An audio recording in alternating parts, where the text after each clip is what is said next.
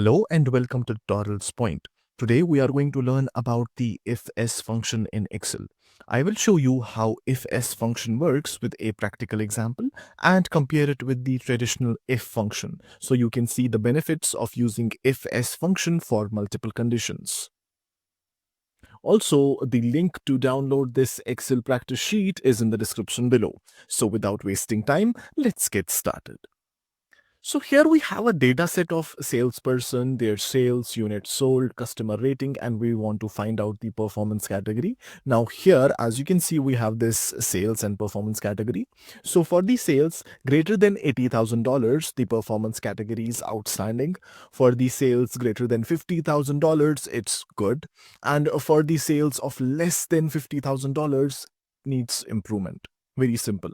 Now here first I'm going to show you using the if function, and then I will show you how to use the ifs function to achieve the same result. So let's start with the if function. So here in this cell I'm just going to quickly paste the if function, and let me just explain. I have written here the if function, and then I have taken this C2 cell, which is the sales cell. So if this sales cell is greater than $80,000, then it should simply be outstanding. All right. Now, if this condition is not true, then I have another nested if function. Now, inside these, what is going to happen is if the sales is greater than or equal to $50,000, return good. And if this condition is not true, that means the sale is less than $50,000. In that case, just return needs improvement. So I hit on enter, and as you can see, we have the outstanding here, and I can just drag the cursor down, something like this, and we have the results we needed. But if you look closely at the formula, as you can see, we have a nested if statement here. Now we only have three values here. What if we had multiple performance categories? It will be very difficult for us to write the formula for nested if, right? So in that case, we are going to now use the ifs function to make our formula much simpler and easier to understand. So the ifs function basically allows you to test multiple conditions without needing to nest multiple if statements. It evaluates conditions in the order they are provided and returns the corresponding value for the first true condition. So basically the ifs statement makes it easier to write and read formulas that need to check for several conditions. So for here in our example, I'm going to use the ifs function. So here I'll write equals ifs and then parenthesis. Now first we have to write the logical test. So it's going to be very simple. In our case, we want to check for the sales. So I'll select this column. So this column of sales, if this column is greater than $80,000, in that case, what we want is we want to have this value of outstanding. So I'll write here outstanding.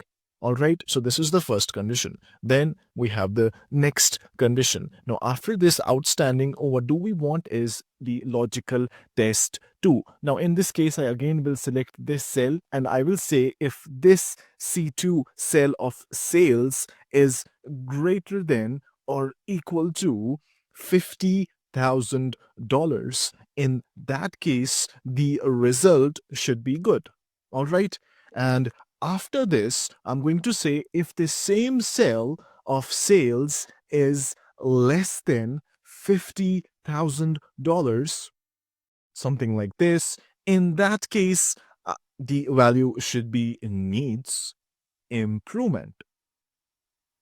Something like this. And let me just close the parenthesis. So it's very simple. First, we have written the ifs formula, and then we have the logical statement. So if this is true, return outstanding. Similarly, if this is true, return good. And if this is true, return needs improvement. If I hit enter, as you can see, we have the same result. And if I drag this down, as you can see, the job is done. But now let's do a quick comparison. This is the if statement. We have multiple if statements, and if we have more categories, it will be difficult for anyone to read this formula. But at the same time, if you look at the ifs function, it is very straightforward. You have a condition and then the outcome, condition and then the outcome. This is the condition and then the outcome. So it becomes very easy to read and understand. So this is the ifs function in Excel.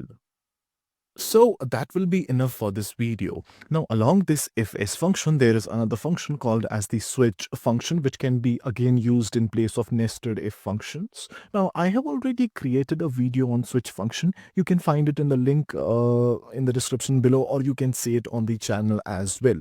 Also, the link to download this practice sheet is in the description below. Now make sure to like this video, share it with your friends, and I will see you in the next one.